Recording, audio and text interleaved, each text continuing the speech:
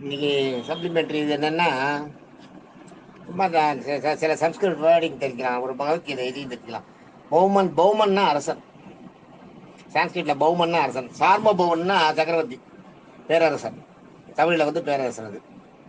அதே மாதிரி துவந்தங்கள், துவந்தம், துவந்தம்னுவா.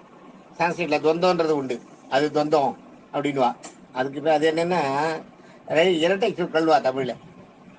கஷ்ட நஷ்டம், போக வர, சுக துக்கம், பாவ புண்ணியம், அது மாதிரி கொடுத்து வாங்கி எடுத்து போட்டு அதெல்லாம் சொல்றது ரெட்டை சொற்கள். அதை ஒரு சொல்லோட இன்னொரு சொல் சேர்ந்து வந்தாதான் அது சரியா வரும். அது பேர் தொந்தங்கள் பேர்.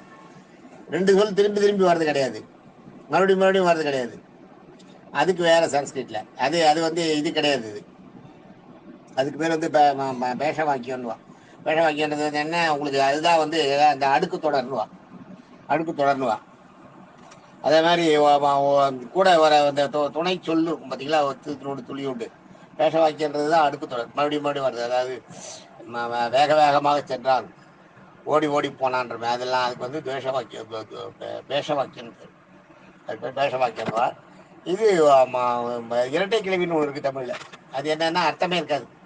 அடுக்கு தொடருக்கும் இரட்டை கிளவிக்கும் என்ன அர்த்தம் தமிழ்ல வித்தியாசம்னா, ரெண்டும் ஒரே மாதிரி தான், ஒன்னே தான், ரெண்டும் ஒன்னே தான். அடுக்கு தொடர்ந்து அடிக்கடிக்கு வரும். ஆனா தனித்தனியா பாத்தீங்கன்னா அர்த்தம் இருக்கும். தனித்தனியா பார்க்கும்போது அர்த்தம் இருக்கும். அது ஒவ்வொரு வார்த்தையும் அர்த்தம் தனித்தனியா இருக்கும். அதே இரட்டை கிளவின்னு ஒண்ணு இருக்கு, அதை பாத்தீங்கன்னா அதே மாதிரிதான் இருக்கும் வாக்கியமும். ஆனா தனியா பிரிச்சீங்கன்னா அதுக்கு அர்த்தம் வராது. மலை மலை வென்று ஓடினார், வெறும் மலைன்னு பிரிச்சு பாருங்க. மலை மலைன்றது வந்து இரட்டை கிளவி. மலைன்னு பிரிச்சு பாருங்க, மலைன்னா அதுக்கு அர்த்தமே இருக்காது. அதான் மழை சட சட வென்று பெய்தது, என்ன சடன்னு அதை பிரிச்சீங்கன்னா சட சடன்னு சட சடன்ற வார்த்தை இரட்டை கிளவி. சடன்னா அதுக்கு எது உண்டா, அர்த்தம் இருக்கா? இல்லை. அதே மாதிரி நீங்க பாத்தீங்கன்னா நெற்போர் நெற்களஞ்சியத்தில் நெல் குவியல் குவியலா இருந்தது. குவியல் குவியலான்றது வந்து உங்களுக்கு அடுக்கு தொடர். அதுவும் இதே மாதிரிதான். ஆனா அந்த குவியல்ன்ற வார்த்தைக்கு தனி வார்த்தைக்கு அர்த்தம் இருக்கு இல்லையா? தனியா குவியல் குவியலா இது ரெண்டு வார்த்தை வந்தாலும் தனியா அதை பிரிச்சு குவியல்னு பாத்தீங்கன்னா அதுக்கு அர்த்தம் இருந்தா அதுக்கு பேர் அடுக்கு தொடர்னு பேரு. இது தமிழோட இது, தமிழ் வியாக்கியானம். அடுத்து பாத்தீங்கன்னா நம்மளுக்கு வந்து இவர் ஆதிசங்கர் ஒன்று சொல்லிட்டாரு. நம்ம விஷ்ணு சகஸ்ரநாமத்தை கேட்கும்போது விமலாசன பாணியா இருக்கணும்னு கேட்டிருக்காரு. விமலாசனம்ன்றது அது ஒரு ஆசனம். அந்த விமலாசனம்ன்றது என்னன்னா, பெருமாளை மனசுல அப்படியே நிலையை நிறுத்தி ஆசனம். உங்களுக்கு ஆசனத்துல யோகாசனத்துல வர ஆசனங்கள்லாம் வேற. அது அது அது அந்த ஆசனத்துல இதுவும் உண்டு. விமலாசனம்ன்றது என்னன்னா, பகவானை மனசுல நிறுத்தி மூச்சுல, அதாவது மனசு மனத்திரையில பகவானை கொண்டு வந்து நிறுத்தத்துக்கு பேர் தான் விமலாசனம். அதுக்கு பேர் அந்த மாதிரி இருக்கு. ஆசனத்துல வந்து 5 ஆசனம் இருக்கு. கூர்மாசனம்ன்றது ஆமை, ஆமை மாதிரி இது பண்றது. அனந்தாசனம்ன்றது வந்து பாம்பு மேல இருக்குது, பாம்பு மேல உட்காந்துருக்கு. சிம்மாசனம்ன்றது சிங்கத்து மேல உட்காந்துருக்கு. யோகாசனம்ன்றது வந்து குண்டலீக சக்தியை கொண்டு வருது. குண்டலீக சக்தின்றது நம்ம அந்த மால்ல உள்ள இருக்கிறது, அதை கொண்டு வருது. அது யோகாசனம் பண்றவங்களுக்கு தெரியும். யோகாசனம் பண்ற டீச்சர்ஸ்க்கு வந்து என்ன தெரியும், வாசகிக்கு தெரியும். அது மாதிரி அந்த இது வந்து யோகாசனத்துக்கு அது. விமலாசனன்றது நீங்க உட்கார்ந்துதான் இருப்பீங்க, ஆனா அவங்க மனசுக்குள்ள வந்து பெருமாள் சப்பனம் போட்டு உட்காந்துருப்பாரு. அப்படியே கொண்டு நிறுத்திக்கணும். அந்த மாதிரி நிறுத்திட்டு தான் விஷ்ணு சஹஸ்ரநாமத்தை கேட்கணும். சொல்லும் போது இல்லை, சொல்லும் போது உங்களால் அது பண்ண முடியாது, ஏன்னா உடம்பெல்லாம் அசைறதுனால. விஷ்ணு சஹஸ்ரநாமம் யாராவது சொல்லும்போது நீங்க கேட்டீங்கன்னா உடனே விமலாசன நிலைக்கு போயிடணும். அப்படியே உட்காந்துட்டு பெருமாளை மனசுக்குள்ள கொண்டு நிறுத்திக்கணும். மனத்திரையில பெருமாள் வந்து அகக்காட்சியில பெருமாள் தெரியணும்ன்ற. அதே மாதிரி பாத்தீங்கன்னா இதுல வந்து பகவத்கீதையில கிருஷ்ணன் ஒரு இது சொல்லிருக்காரு. ஜரரோக ஜராரோக ஜராரோக சமா கிங்கரத்வம் விஷ்ணும் மம அப்படிங்கிற.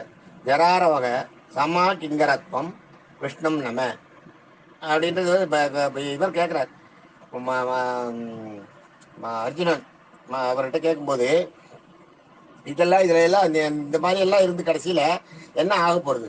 எல்லாரும் நாங்கள்லாம் வந்து கடைசியில எங்களுக்கு அந்த உடம்புக்கு அந்த இதெல்லாம் வந்து வியாதி நோய் எல்லாம் வந்து நாங்க செத்தான போவோம். அது இது இப்போ எதுக்கு இந்த இந்த சண்டையெல்லாம் எதுக்கு போட்டுட்டு இருக்கணும்? எங்களுக்கு எல்லாருக்குமே ஓரளவு வயசெல்லாம் ஆயிடுச்சு, நாங்களும் கொஞ்ச நாளைக்கு தானே இருக்க போறோம், இருந்து ஆட்சி ஆட்டுட்டு போக போறோம், அவ்வளவுதானே. ஆட்சி இல்லாமலே இருந்தாலும் எங்களுக்கு அது ஒண்ணு, அதுக்கெல்லாம் என்ன பண்றது அப்படின்னு அர்ஜுன் கேட்குறாரு. அந்த மாதிரி நிலைமையில் நாங்கள் என்ன பண்ணுறது? அதுதான் சொல்கிறாரு. அதுதான் அதுக்கு வந்து கிருஷ்ணன் சொல்கிறது. ஜரான்றது வந்து கேடு தட்டுறது, உடம்பு கிழவனானது, மூப்புன்னு வாப்பாருக்கோம் தமிழில். அது ஜரா. ரோகன்னா வியாதி. ஜராரோக சமாக்கிங்கரத்துவம் விஷ்ணுமன்னு அது அந்த வார்த்தை. அது இது பகவத்கீதையில் வரும். அதில் பார்த்தீங்கன்னா ரோகன்றது வந்து வியாதி, உடம்புல வியாதி. சமான்னா நிவர்த்தி. இதுக்கெல்லாம் நிவர்த்தி என்னன்னா கிங்கரத்துவம். கிங்கரத்துவம்ன்றது என்ன தெரியுமா? கிங்கரத்துவன்றது விரும்பி நீங்க பெருமாளுக்கு அடிமைப்பட்டு காரியம் செய்யறது. நீங்க வந்து விரும்பி செய்யணும். பெருமாளுக்கு வந்து அடிமைப்படுறதுன்னு பேர் இருக்கு. கிங்கரத்துவன்றது அடிமைப்படுறது. ஆனா அடிமை யாரோ படுத்துறது இல்லை, நீங்களா போய் அடிமைப்பட்டுக்கிறது பெருமாள்கிட்ட. அதுதான் கிங்கரத்துவம். விஷ்ணுன்றது மகாவிஷ்ணு. மமன்னா என்ன அர்த்தம். அதனாலதான் இங்க இந்த சாத்தெல்லாம் பண்ணும்போது பாருங்க, இல்ல இந்த இதெல்லாம் பண்ணும்போது பாத்தீங்கன்னா, தர்ப்பணங்கள்லாம் பண்ணும்போது மமன்னுவா. சாத்தம் பண்ணும்போது மமன்ற வார்த்தை வரும். என்னுடையன்னு அர்த்தம். அதனாலதான் இந்த வார்த்தையில எல்லாம் மமன்னா என்னுடையன்றதை வந்து அவ என்ன பண்ணுவா, மமன் சொல்லுங்கன்னுவா வாத்தியார் சொல்லும்போது. நல்ல கரெக்டான வாத்தியாரா இருந்தா அவ மமன்ற வார்த்தையை சொல்லவே மாட்டேன். சொல்லிட்டே அந்த ஸ்லோகத்தை சொல்லிட்டே ஒரு வார்த்தை, அந்த சன்ஸ்கிரிட் மந்திரங்களை சொல்லிட்டே ஒரு வார்த்தை சொல்லிட்டு போகும்போது மமன் சொல்லுங்க அப்படின்வா நம்மளை பார்த்து. மமான்னு சொல்லுங்க. நீங்க மமான்னா என்னுடைய எண்ணணும். ஏன்னா ஒரு பாதியாளுக்கு நீங்க ஏதாவது ஒரு பட்டாலும் வைங்க, அப்போ வந்து மமான்னா அவர் வந்து மமான்னு சொன்னார்னா என்ன ஆகும்? அவரோட ஒய்ஃப்ன்ற மாதிரி ஆயிடும், அவரோட பாரியாள்ன்ற மாதிரி ஆயிடும். அதனால அந்த மமன்றது என்னுடைய அப்பான்றது என்னுடைய அப்பா தான். அவர் சொல்லிட்டு வந்தாருன்னா அவர் என்னுடைய அப்பான்னு அவர் சொல்லிட்டு போனாருன்னா அவரோட அப்பா ஆயிடும் இல்லையா? அது வரக்கூடாது. அந்த அப்பா நமக்குன்றது மட்டும்தான் வரணும். என்னுடைய அப்பான்னு சொல்றது வரும்போது அதுதான் மமன்னா என்னுடைய. அந்த வார்த்தை வரும்போதெல்லாம், அந்த மமன்ற வார்த்தை சான்ஸ்கிரிட்ல வரும்போதெல்லாம் அது கிட்ட வந்து மமன்னு சொல்லுங்கன்னு நம்மளை பார்த்து சொல்லுவார் வாத்தியார்லாம். நீங்க அதை கவனிச்சீங்கன்னா நல்ல கரெக்டான வாத்தியார் அதை தான் பண்ணுவார். சில வாத்தியார் எப்படியும் சொல்லிட்டு போயிடுவா, வாழ்க்கை என்ன தெரியப்படுது. ஆனா மமன்ற வார்த்தையை அவா சொல்லக்கூடாது, நம்மள மமன்னு சொல்லுங்கன்னு நம்மள தான் சொல்லணும். அதுதான் சொல்றாரு கிருஷ்ணன். என்னன்னா மம என்னுடைய என்னகிட்ட வந்து விரும்பி அடிமைப்பட்டு எனக்கு நீங்க பண்ணீங்கன்னா உங்களோட கழட்டி வியாதி எல்லாம் நிவர்த்தி ஆகி உங்களுக்கு வந்து மோட்சம் கிடைக்கும். கேடு வியாதி எல்லாம் உங்களுக்கு நிவர்த்தி ஆகி நீங்க மோட்சம் கிடைக்கும்ன்றத சொல்ற. அதுதான் இது இந்த ஜராரோக சமாகிங்கரத்துவம் விஷ்ணு மம அப்படிங்கிற வார்த்தைக்கு அர்த்தம். இன்னும் நாளைக்கு இன்னும் சில இதெல்லாம் பார்க்கலாம். இது மாதிரி எப்படியும் ஒன்று ஒன்று இது வந்து உங்களுக்கு நீங்க சொல்லலையே, இந்த மாதிரி தமிழ் பாடல்கள் எடுத்து சொன்னா பரவாயில்லையா? தமிழ் பாடல்களை எடுத்து சொல்லி, ஏன்னா சான்ஸ்கிரிட்ல நம்ம ஸ்லோகம் பார்க்குறோம் ஒன்று, அந்த சப்ளிமெண்ட்ரி கொடுக்கறத ஒரு தமிழ் பாடலை சொல்லி அதுக்கான அர்த்தத்தை சொன்னா சரியா இருப்பான் சப்ளிமெண்ட்ரியில. இது நடுவில் சில விஷயங்களையும் நம்ம தெரிஞ்சுக்க வேண்டிய விஷயங்களையும் சொல்லுவேன் நான். அதெல்லாம் சொல்லும்போது அது இருக்கட்டும். ஆனால் தமிழ் இந்த சப்ளிமெண்ட்ரி சொல்லும்போது சான்ஸ்கிரிட்ல இருக்க சம்பந்தப்பட்ட விஷயங்களுக்கு பதில் சொல்றதுன்ற மாதிரி வருமா, இல்லை தமிழ் பாடல்கள் நல்ல பாடல்கள் இருக்கு, நையாண்டி பாடல்கள் இருக்கு, கிண்டல் பண்ற பாடல்லாம் இருக்கு, நல்ல பாடல்களும் இருக்கு, அதுக்கு பதில் அதை சொல்லி அதுக்கு அர்த்தம் சொன்னா சரியா இருக்குமா?